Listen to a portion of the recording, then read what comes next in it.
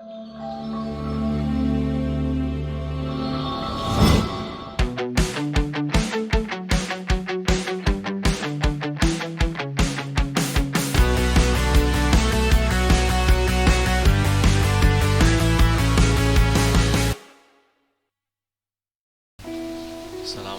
warahmatullahi wabarakatuh. Waalaikumsalam warahmatullahi wabarakatuh. Bagaimana kabarnya hari ini? Sehat? Alhamdulillah sehat Pak. Alhamdulillah sehat Pak. Sehat ya. Alhamdulillah sehat. Baik, kita mulai ya.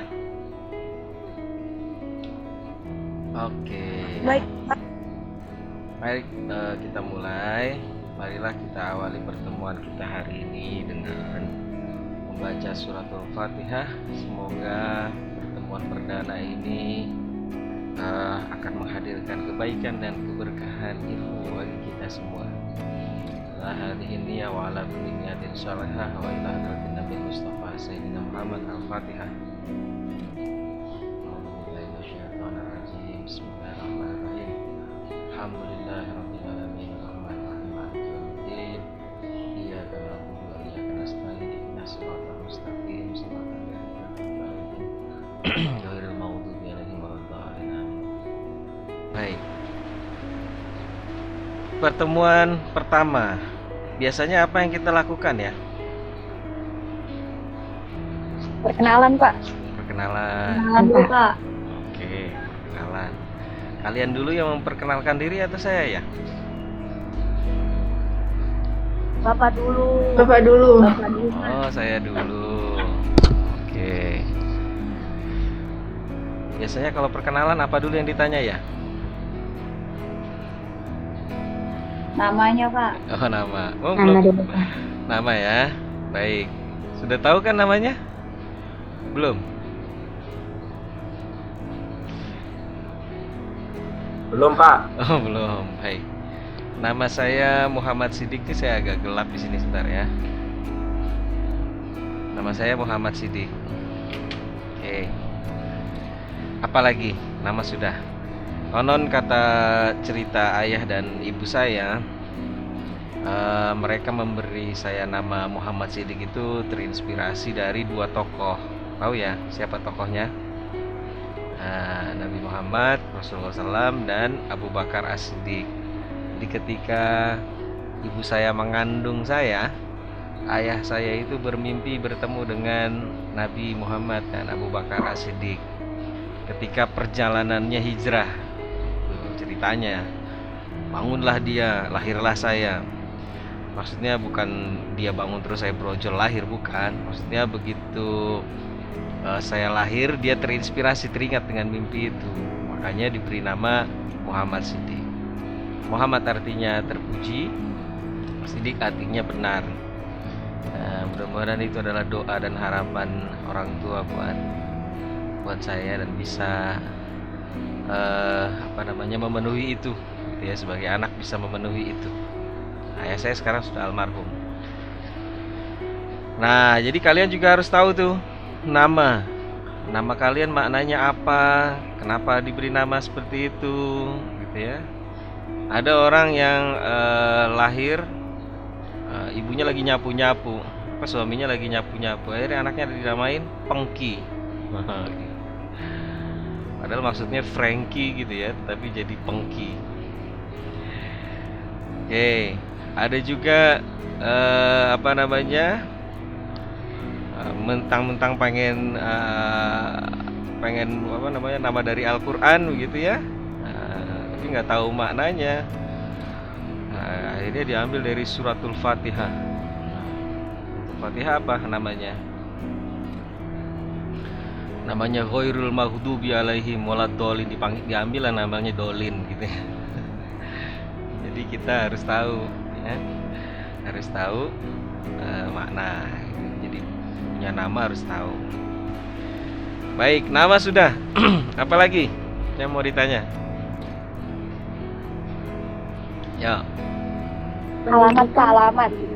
Alamat pendidikan. Oke, alamat mau main ke sini? Boleh. Alamat dulu ya. Alamat saya di Jakarta Barat, di Cengkareng, Cengkareng Indah. Ya.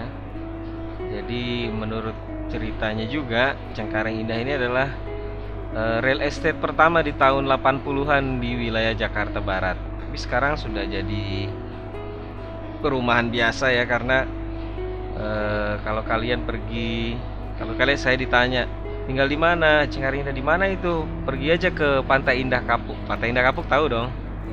Nah, Pantai Indah Kapuk ya, nanti sebelumnya ada perumahan yang lebih sederhana dari Pantai Indah Kapuk, kira-kira gitu ya. Nah, dulu elit, tapi sekarang biasa-biasa saja karena sudah ada yang lebih elit gitu ya. Ada yang sudah lebih elit. Biasalah kalau yang lama-lama itu nanti jadi nenek-nenek kan, jadi nggak kalah sama yang masih muda-muda yang cakep-cakep. Perumahan juga gitu, perumahan yang lama, kecuali Pondok Indah ya. Pondok Indah itu sampai sekarang masih indah dia, masih kawasan elit. Itu tinggalnya di Jakarta Barat, di Cengkareng. Ada di sini yang anak Jakarta Barat? Nggak ada. Saya Pak, keluarga tapi Oh, keluarganya di mana Jakarta Baratnya? Rufaidah. di Cengkareng. Oh, di Cengkareng juga. Pondokan Al Hidayah Basmol. Oh, di Basmol. Saya Jakarta Barat, Pak. Di mana Jakarta Baratnya, Sabrina? Jelambar, Pak. Grogol. Oh, Jelambar, Grogol. Dekat rumah duka dong. Situ ada rumah duka. Iya, benar dekat situ. Dekat situ ya, Jelambar. Kalau ada yang bilang orang Cina itu kaya-kaya, datanglah ke Jelambar ya, Sabrina. Di situ ada orang-orang etnis keturunan Tionghoa yang sama seperti kita pribumi, kondisinya maksudnya tidak kaya. Biasanya kita ngelihat orang Cina kaya-kaya ya, pakai Mercy dan segala macam. Lihatlah ke Jelambar, ada juga yang tidak kaya. Oke. Yang lainnya selain di Sabrina di Jakarta Barat, ada lagi yang di Jakarta Barat? Nggak ada. Saya Pak. Di mana? Siapa itu? Dwi. Iya, Di mana Dwi? di Srengseng. Oh, Srengseng. Srengseng itu ada hutan ya? Hutan Srengseng ya? Iya, Kamu di hutan itu bukan? Dekat situ. nggak dekat situ. Dekat situ ya. Masih segar itu kalau ada hutan. Kalian kalau yang belum pernah lihat hutan, anak kota belum pernah lihat hutan, datanglah ke Srengseng. Ya, ada hutan kok. Sebetulnya ya sama kayak ini, pohon-pohon banyak. Sudah 2 orang aja yang tinggal di Jakarta Barat, 3 orang. Yang lainnya dari luar kota ada? Ada yang dari Jawa Tengah ada? Ada Pak. Oke, siapa? Siti Mutmainah. Jawa Tengahnya di mana? Rembang Pak. Di Rembang. Iya. Oh, ini dong, apa namanya? Banyak ulama di sana. Alhamdulillah. Alhamdulillah ya. Alhamdulillah. Rembang itu Jawa Tengah apa Jawa Barat? Jawa Tengah ya, menuju Jawa Timur ya. Jawa Tengah, Pak. Jawa Tengah perbatasan Jawa Timur. Baik. Ayah saya itu orang Jepara, orang Bangsri tepatnya. Kalau mau ke Rembang kayaknya lewatin itu ya. Dari Semarang misalnya mau ke Rembang, bisa lewat Demak, Jepara, kemudian Pati, Lasem, ya, lewat situ ya. Iya, Pak. Baik, ada rumah juga. Kami sekeluarga ada rumah di Jepara di sana. Kalau nanti satu saat mau pengabdian masyarakat di sana juga bisa. Baik, alamat sudah, nama sudah, alamat sudah, tinggal ditunggu GoFood-nya, ya. Ya GoFood-nya saya pesan sendiri kok, tenang aja. Terus tadi ada yang nanya apa lagi? Riwayat pendidikan, Pak. Oh, riwayat pendidikan. Baik. Riwayat pendidikan ini ada ceritanya sebetulnya. Dia akan berhubungan dengan karir saya sebagai family man atau orang tua berkeluarga. Menurut kalian saya sudah menikah belum? Belum, Pak. Oh belum ya. Bisa aja. Saya sudah menikah, tapi baru sekali ya. Dan kayak sekali aja. Kira-kira udah punya anak belum? Udah. Udah. Berapa anaknya? Ada, Pak. 2, Pak. Oh, 2 KB. 3 Pak, 3. Oh 3. Baik, 2. 11 Pak, bikin 11-an Pak. Kayak Gen Halilintar ya. 11. Baik. Nah ini ceritanya nih berkaitan dengan latar belakang pendidikan. Jadi saya kuliah itu dulu di UNJ S1-nya. Tahu UNJ kan? Universitas Neraka Jahanam, bukan ya? Universitas Negeri Jakarta. Ya bukan Universitas Negeri Neraka Jahanam. Ada juga yang bilang Universitas Nurul Jannah. Saya ambil di sana pendidikan bahasa dan sastra Arab, tapi ya bukan bahasa Indonesia.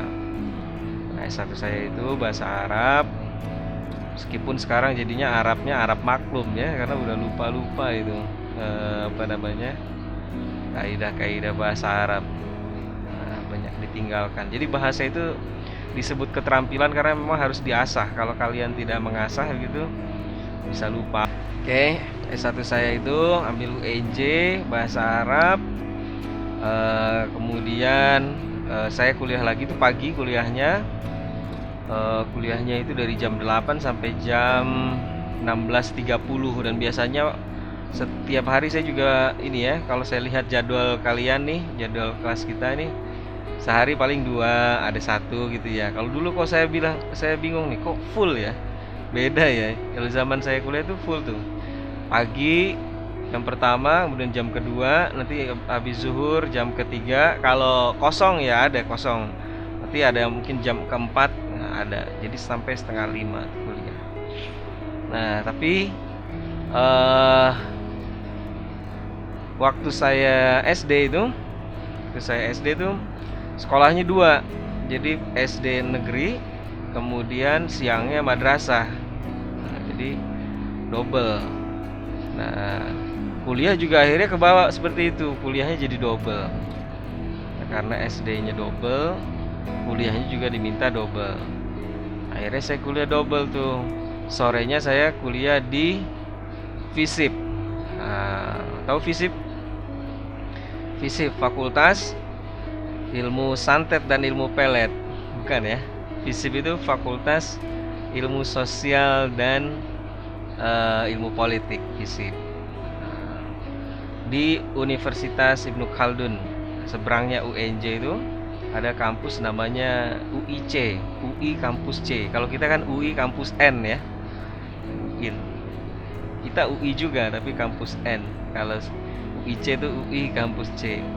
Jadi Universitas Ibnu Khaldun. Universitas lama itu. Nah, kuliahlah di situ dari jam sore ya, dari sore jam 16.30 atau jam 16 sampai jam 8 malam. Barulah saya pulang ke rumah. Itu kuliah double. S1 saya yang pertama selesai di tahun 2002. Ada yang kelahiran 2002 di sini? Saya Pak. Nah, kelahiran 2002. Ada, Pak. Pas saya lulus kuliah 2002, selesai saya S1 saya yang pertama. 2003 pertengahan saya menikah. Jadi saya menikah masih muda. Ya, waktu itu usia saya umur 23. Saya menikah muda. Kenapa menikah muda? Karena supaya enggak itu tergoda seperti siapa? Reza Rahadian di Layangan Putus tuh kan tergoda tuh. Nah, jadi masih muda gitu ya. Jangan banyak maksiat lah sama Allah Subhanahu wa taala, nikah aja. Nah, setelah nikah kemudian biar ayah saya itu kan sudah sepuh ya pada waktu itu, jadi saya anak pertama, kalau bisa memberikan cucu pada waktunya gitu. Jadi dia bisa menangi, istilah bahasa Jawanya itu ya, Siti Mutmainah. Kamu orang Jawa kan ya tadi itu, dari Rembang. Menangi, Iya, Pak. bisa menangi. Ayah saya bisa menangi punya cucu, kira-kira gitu. Makanya saya nikah muda. 2003 pertengahan saya menikah bulan Juli ya. Kemudian 2004 lahir anak saya. 2004 lahir anak saya. Saya nikah dulu di Mekah ya, di Masjidil Haram. Alhamdulillah dapat kesempatan menikah di Masjidil Haram. Pesannya Syekh di sana waktu itu bahwa pasanganmu itu bukan apa, pernikahanmu ini disaksikan oleh malaikat katanya gitu. Oleh malaikat jadi saksi. Jadi tapi pasangan kita itu bukan malaikat, siap-siap untuk memaafkan lah, kira-kira begitu. Jadi alhamdulillah itu berkah betul. Kemudian 2004 lahir anak pertama. 2003 setelah menikah saya lulus S1 saya yang kedua. Ya. Lulus S1 saya yang kedua, 2004 lahirlah anak saya yang pertama. Jadi S1 anak 1. Nah, S1 anak 1. Nabila kira-kira berapa anaknya Nabila? Anak siapa, Pak? Anak saya lah, masa anak kamu. Kira tadi kan kamu nebak. Oh, menurut saya. Iya, tadi kan nebak 2. Masih 2? Iya. Masih 2. Iya, Pak. Oke. Kemudian saya lanjut kuliah di UI. Tahu UI ya? Universitas Indonesia, bukan Indonesia, Pak. bukan Universitas India ya, bukan. Tetapi Universitas Indonesia. Saya ambil di sana kajian politik dan hubungan internasional di Timur Tengah. Jadi kajian Timur Tengah dan Islam. Saya lanjutkan FISIP-nya. Jadi di politik dan hubungan internasional di Timur Tengah. Nah, 2005 saya selesai S2 saya selesai. Sambil saya mulai mengajar. Di 2004 itu saya sudah mulai mengajar di kampus UIC itu sebagai asisten dosen. Kemudian dari 2003 sebetulnya 2004 benar. Kemudian 2005 baru diangkat menjadi dosen. Ketika saya selesai S2 saya di UI itu. 2006 lahirlah anak kedua. Jadi S2 anak 2. Nah, gitu ya. Nah, berkarirlah saya di dunia akademik. Sebetulnya begini. Hobi saya waktu S1 itu kegiatannya meskipun kuliahnya double masih sempet tuh teater. Jadi kita bikin grup teater karena saya ajak kawan-kawan saya main band. Saya dulu punya band. Termasuk saya kenal Pak Makyun itu di mana, di komunitas musik. Jadi Pak Makyun dengan saya itu berteman sejak masih kuliah. Dia ada di komunitas Riak. Kalian tahu Riak kan? Tahu Riak nggak? Riak UKM-nya UIN, nggak tahu? Oh, belum tahu. Belum tahu, Pak. Kalian belum pernah ke kampus ya? Pernah, Pak, tapi baru beberapa kali doang sih. Oke, mudah-mudahan semester berikutnya sudah bisa sering main ke kampus ya, atau enakan online gini. Jujur enakan online, Pak. Itu enakan online ya. Online, Pak. Enakan online, ke kampusnya buat main-main doang ya, buat nongkrong-nongkrong tuh. Jadi ada UKM di UIN namanya Riak. Riak itu UKM musik. Nah, kalau Wali itu sebagian besar anak-anak band Wali itu UKM-nya dari ini Paduan Suara, PSM namanya. Paduan Suara Mahasiswa UIN. Itu anak-anak Wali itu dari seperti Apoy, terus siapa namanya vokalisnya Wali siapa namanya? Kok lupa siapa Nabila? Iya, Paang, teman-teman. Tapi saya tidak terlalu akrab ya. Karena kan saya kuliahnya di UNJ, tapi saya sering nongkrong di UIN. Nah, karena banyak kawan-kawan saya yang alumni Pondok Pesantren Darun Najah. Saya itu alumni Darun Najah. Di sini ada anak Darun Najah nggak? SD Pak, SD. Oh, SD Darun Najah yang Ulu Jami ya. Nah, tempat saya itu. Iya Pak. Nah, banyak kawan-kawan saya di UIN, akhirnya saya sering nongkrong di UIN gitu ya, sering main di UIN. Nah, meskipun kuliahnya double masih sempat main band sama kawan-kawan saya alumni Darun Najah juga. Saya sudah bikin band tuh di tahun 97. Kemudian bikin teater gitu. Nah, apa namanya? Di 2000 meskipun kuliahnya double begitu ya, masih sempat waktu gitu. Nah, di 2005 itu mulai ngajar jadi dosen. 2006 lahir anak kedua. Terus kemudian tadi saya cerita sampai mana, sampai situ ya. Saya ambil kuliah lagi ya. Jadi saya ambil S3, pusing dengan dunia politik. Karena dunia politik kan seperti itu ya, tidak ada lawan dan kawan yang abadi ya. Terus kemudian ya begitulah, kadang-kadang ada giumnya begini, politik itu seperti cuaca. Orang bisa berbicara tentang cuaca tapi tidak ada yang mengendalikan cuaca gitu. Akhirnya saya balik ke UNJ untuk mengambil S3. S3 itu pendidikan bahasa. Nah, bahasanya di situ kembali lagi tuh. Kan saya ada anak bahasa, ada anak fisip tuh. Nah, kembali lagi saya ambil bahasa S3-nya di UNJ. Sambil saya meneruskan yang tadi tuh musiknya. Saya sempat membuat album bersama kawan-kawan saya. Jadi albumnya bukan album foto nih, album musik beneran. Kita bikin album dari mulai indie ya, dulu tuh indie, kemudian di 2006 itu bertepatan saya kuliah S3, kita diterima di Musika Studio. Musika Studio itu kita rilis album, kemudian tur radio, tur televisi ya. Walaupun tidak sepopuler yang band-band lain, tapi lumayan lah menikmati sedikit ya, sempat jadi soundtrack film layar lebar ya, judul filmnya Dikejar Setan. Kemudian bikin video klip ya, salah satu sutradara video klip kami itu Denis Adiswara. Kenal Denis Adiswara, tahu ya? Nah, nggak tahu. Yang jadi itu loh, yang jadi Mamet di Ada Apa Dengan Cinta itu anak IKJ, anak Institut Kesenian Jakarta.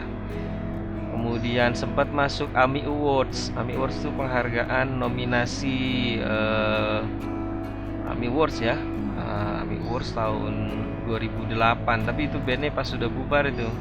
Jadi bandnya itu dari tahun 97 sampai 2007. 2008 ketika bubar baru masuk nominasi AMI Awards. Masuk AMI Awards itu di nominasi desain cover terbaik gitu ya, bareng Leto, Padi, Slang, Moka gitu ya. Kenal nggak itu grup-grup musik itu? Kenal ya? Cuman grup musik saya aja yang nggak kalian kenal. Nah, bareng mereka gitu ya, nominasi. Tapi yang menang waktu itu Leto. Lumayan lah kita. Waktu itu grup kami punya CD. Zaman dulu tuh pakai CD. Jadi terakhir zamannya kaset ya waktu itu ya, 2006 itu terakhir generasi kaset. Jadi sekarang kalian nggak pernah tahu tuh kan, kalau mau nge-rewind lagu itu pakai pensil, nggak tahu kan? Nggak tahu ya. Zaman kaset itu kalau mau memutar lagunya udah lewat nih, seret gitu ya. Terus kita rewind pitanya. Kalau itu nggak bagus memutarnya, kita ambil itu kaset, kemudian kita putar, kita taruh colok pensil, kemudian kita putar begini. Seret, udah dikit putar, baru kita dengarkan lagi. Kalau kalian kan nggak, tinggal geser-geser aja tuh, karena kalau nggak tinggal back aja ya, karena sudah MP3 atau dari YouTube atau dari ini. Zaman dulu pakai kaset, dan toko-toko musik tuh banyak. Toko-toko kaset ya. Sekarang nggak ada toko-toko kaset, sudah pada gulung tikar. Nah, digantikan CD, kemudian CD sekarang sudah MP3. Nah, dulu terakhirnya kaset. Kita punya CD, kalau diputer di komputer itu jadi multimedia flash. Tapi kalau ditaruh di CD player jadi audio. Makanya masuk nominasi, dan covernya segitiga bentuknya. Kalian belum pernah lihat cover CD segitiga kan? Nah, ini segitiga cover CD-nya. Nah, 2006 agak molor, saya S3-nya selesai di 2010. Ya karena tadi itu main musik, teater gitu ya, karena hobinya kan itu ya dari awal kuliah. Kemudian ada kontrak dengan label, tapi kemudian kita putus kontrak. Bandnya bubar karena ada tuntutan industri lah ya. Tapi manajer saya akhirnya dipakai di label. Di antara yang dia orbitkan tuh Cita Citata, tahu Cita Citata ya? Nah itu dia artisnya dia tuh, Pak. artisnya dia. Sekarang dia alhamdulillah sukses, tapi kemarin kita ngobrol-ngobrol kelihatannya dia mau berhenti di industri musik. Nah terus kemudian 2010 saya baru selesai S3-nya. Tapi alhamdulillah 2010 saya selesai S3 itu dulu target saya itu usia 27, 26 saya doktor. Tapi ternyata molor ya, karena hobi di musik, hobi di teater. Tapi alhamdulillah masih menjadi dokter termuda pada waktu itu. Jadi 2010 usia saya masih 29 jadi dokter muda. Dan di wisuda itu dipanggil namanya dokter termuda dari 1030, dokter ke 1030 di UNJ, dan termasuk dokter termuda. Sekarang dokter termudanya sudah kira-kira sekitar 4 tahunan lah, 4 tahun 5 tahunan. Kemudian ada yang lebih muda lagi dari saya, sehingga titel dokter termuda udah bukan sama saya lagi. Ada yang lulus usianya 26. Nah, seperti yang saya cita-citakan pada waktu itu ya. Nah, tapi kita bargaining lah. Waktu itu kan hanya 24 jam bagi kita. Sama dengan saya lebih berat kepada seni, akhirnya mengorbankan yang lain. Gitu ya. Tapi alhamdulillah masih di usia 29. 2010 awal saya lulus, 2010 pertengahan anak ketiga lahir. Jadi S3 anak 3. Ya, Nabila keliru ya. Tadi 2 kan? Sekarang 3. Nah, berarti anaknya berapa? 3. Ya. 3, Pak.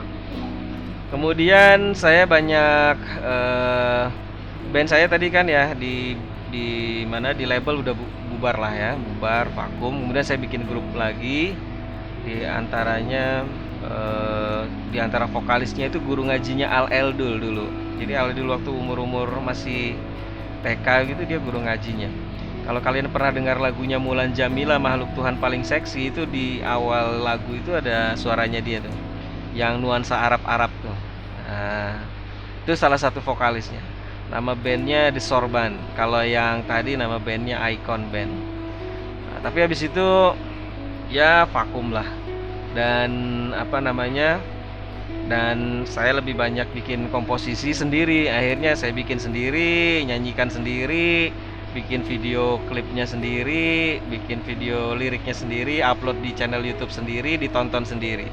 Hari ini 1 view, besok nambah 2 view, kita juga sendiri yang nonton. Nah, dari situ akhirnya saya pikir udahlah, ini mungkin dunia saya tekuni yang satunya lagi. Kan saya sudah ngajar dari 2004 ya. Akhirnya saya fokus di dunia akademik. Nah, begitu di dunia akademik ngajar, kemudian meriset. Karena kan kalau di akademik nih seperti kita ada Tridharma, tahu ya Tridharma ya? Pendidikan, penelitian, dan pengabdian kepada masyarakat. Itu yang kita lakukan di Sivitas Akademik. Akhirnya fokus tuh ke akademik. 2010, 2011 riset pertama kali saya riset di Mahkamah Konstitusi waktu itu. Jadi saya riset tuh udah beberapa tempat ya. Di Mahkamah Konstitusi, di Kementerian Hukum dan HAM, Ditjen Imigrasi, pernah di Angkasa Pura, pernah riset juga di Kutai Kertanegara, pernah di Kementerian Luar Negeri, pernah di Kemendikbud, gitu ya. Kemudian sekarang di Kemenak penelitian, tapi yang memang untuk dosen. Kalau yang lainnya biasanya pesanan tuh maksudnya begini, ini mereka punya kebutuhan apa nih, institusi organisasi butuh kebutuhan apa nih, misalnya menganalisis efektivitas organisasi, evaluasi kelembagaan. Nah, saya ikut dalam timnya, kira-kira begitu. Nah, mulailah fokus ke dunia akademik tuh sebagai dosen dan peneliti. 2012 akhirnya saya mendapatkan sertifikasi dosen. Jadi sudah tersertifikasi. Udah, kata Allah Subhanahu wa taala, udah kamu nggak usah ben-benan nih. Kamu jadi dosen aja ya. Nih tak sertifikasi gitu ya. Kalau orang sertifikasi itu kan bersusah payah itu. Kalau kalian tanya itu sama dosen-dosen yang sekarang, untuk dapat sertifikasi dosen itu bersusah payah loh. Sertifikasi guru itu juga susah payah. Nanti kan kalian ada yang jadi guru nih, susah payah, TOEFL dan segala macam. Nah, alhamdulillah waktu zaman saya itu ya tiba-tiba saya dipanggil, kemudian diminta isi beberapa berkas, terus kemudian berkas itu dinilai dan alhamdulillah lulus gitu. Jadi benar-benar barokah. Jadi kata Allah, udah nih ngajar yang benar ya. Tersertifikasi lah jadi dosen. 2012, 2013 lahirlah anak keempat ya. Lahir anak keempat untuk karena fokus di akademik udah nih. Nah, saya itu banyak mengampu mata kuliah bahasa Indonesia tapi jurusannya tadi bahasa Arab toh. Nah, ya kan? Hanya S3-nya pendidikan bahasa. Nah, jadi kemudian dapat kesempatan tuh, ada yang memberikan beasiswa untuk kuliah bahasa Indonesia biar linear gitu. Karena dulu pada waktu itu isunya adalah pendidikan harus linear kalau mau jadi guru besar gitu ya. S1, S2, S3-nya harus linear gitu. Akhirnya kuliah kan. Dapat kuliah, alhamdulillah. Nggak terbayang saya kuliah lagi. Ternyata saya kuliah lagi. Saya ambil lagi S2 tapi di UHAMKA ya, UHAMKA di Pendidikan Bahasa Indonesia. Nah, 2015 saya selesai, 2016 anak kelima saya lahir. Bener ya?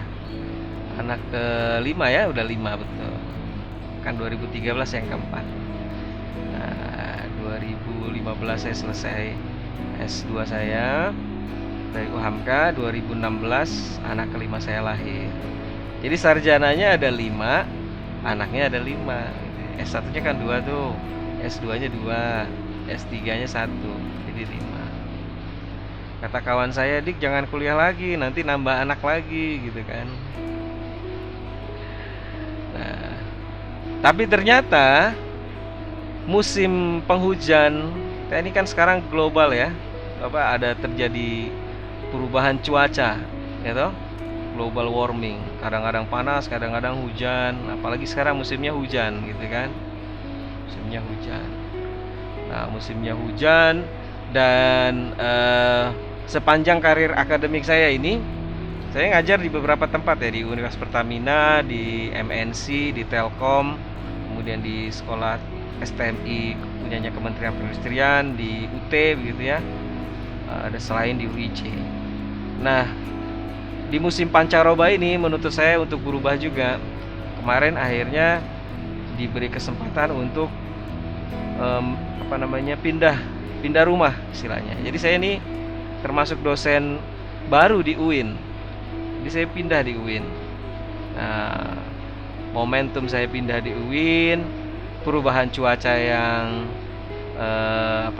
musim penghujan, itu ternyata memicu istri saya untuk hamil yang ke-6 ya. Jadi sekarang istri saya lagi mengandung anak saya yang ke-6 gitu.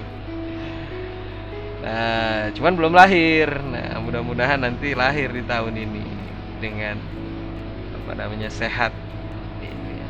Karena istri saya itu sakit kalau mengandung di awal-awal itu sampai dirawat kemarin di rumah sakit. Tapi sekarang udah mulai sehat, udah bisa nyuci baju, udah bisa masak gitu ya. Udah udah bisa jalan-jalan. Nah, itulah hubungan antara riwayat pendidikan dengan riwayat keluarga. Baik, mudah-mudahan kalian bisa lebih baik nanti ya, nasibnya, rezekinya bisa lebih lapang, bisa lebih cemerlang gitu ya. Gitu. Baik, itu sudah ya. Ada yang mau ditanyakan lagi? Riwayat pendidikan sudah. Aku mau tanya. Apa tuh? Silakan. Nanya apa Siti Sarah?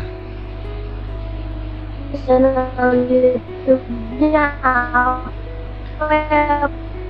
namanya? Channel YouTube saya namanya Moh Sidik. Nah, ntar saya share. Nanti ada materi-materi belajar juga tuh.